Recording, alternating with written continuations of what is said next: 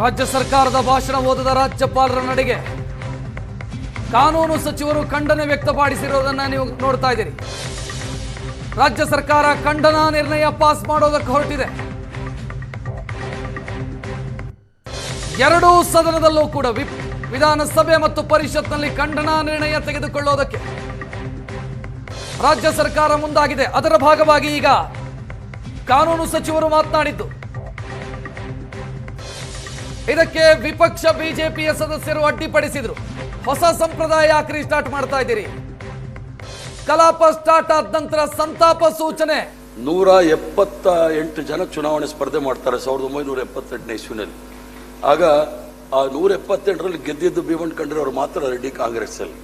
ಇನ್ನೊಬ್ಬರು ಠೇವಣಿ ಉಳಿಸ್ಕೊಂಡ್ರು, ಅದು ಮುನ್ನೇಗೌಡ ಅಂತೇಳಿ ಹೊಸಕೋಟೆನಲ್ಲಿ ಒಬ್ಬರು MLC ಇದ್ರು, ಅವರು ಸಹ MLC ಇದ್ರು. ಅವ್ರು ಠೇವಣಿ ಉಳಿಸ್ಕೊಂಡ್ರು. ಬಾಕಿಯವ್ರು ಯಾರೂ ಸಹ 1,000 1,500 ಮೇಲೆ ಓಟೇ ತಗೊಳ್ಳಿಲ್ಲ. ಅಂದರೆ ಅಷ್ಟು ಪ್ರಭಾವಶಾಲಿ ಭೀಮಣ್ಣ ಖಂಡ್ರೆ ಅವರು ಯಾವುದಾದ್ರೂ ಸೈದ್ಧಾಂತಿಕವಾಗಿ ಯಾವುದಾದ್ರೂ ವಿಚಾರ ಕೈಗೊಂಡ್ರೆ ಯಾವುದೇ ರೀತಿಯ ರಾಜಿ ಮಾಡ್ತಾ ಇರಲಿಲ್ಲ. ಮತ್ತೆ ಆಗ ನೋಡಕ್ಕೆ ಹೋದರೆ ಅವರು ಗುಂಡ್ರಾಯರ ಜೊತೆಗೂ ಇದ್ದರು. ಆ ನಂತರ ವೀರಪ್ಪ ಮೊಯ್ಲಿ ಅವ್ರ ಜೊತೆಗೂ ಸಹ ಭಾಳ ಎಗಲ್ ಕೊಟ್ಟು ಕೆಲಸ ಮಾಡಿದ್ರು. ಅಂದರೆ ಸೈದ್ಧಾಂತಿಕವಾಗಿ ಯಾವುದೇ ವಿಚಾರ ಇದ್ರೇನು.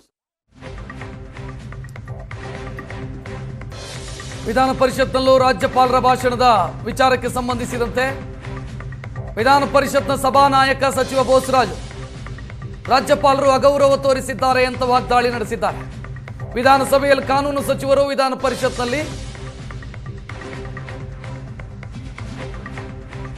ಬೋಸರಾಜು. ಸಭಾಪತಿ ಬಸವರಾಜ ಹೊರಟ್ಟಿ ಈ ಸಂದರ್ಭದಲ್ಲಿ ಒಂದು ಸಾಲು ಓದಿದ್ರು ಕೂಡ ಭಾಷಣ ಅನುಮೋದನೆಯಾಗಿದೆ, ನಾಳೆ ಇದರ ಬಗ್ಗೆ ಚರ್ಚೆ ಮಾಡೋಣ ಅಂತ ಉತ್ತರಿಸಿದ್ದಾರೆ. ಖಂಡನೆಯಾಗಿದೆ. ಅವರು ವಿರುದ್ಧವಾಗಿ ನಡ್ಕೊಂಡಿದ್ದಾರೆ. ಇಡೀ ಕರ್ನಾಟಕ ಜನರಿಗೆ ವಿಧಾನ ಮಂಡಲಕ್ಕೆ ಅಗೌರವ ತೋರಿಸಿದ್ದಾರೆ. ಅದನ್ನು ನಾವು ಪ್ರತಿರೋಧ ಮಾಡ್ತಾ ಇದ್ದೀವಿ.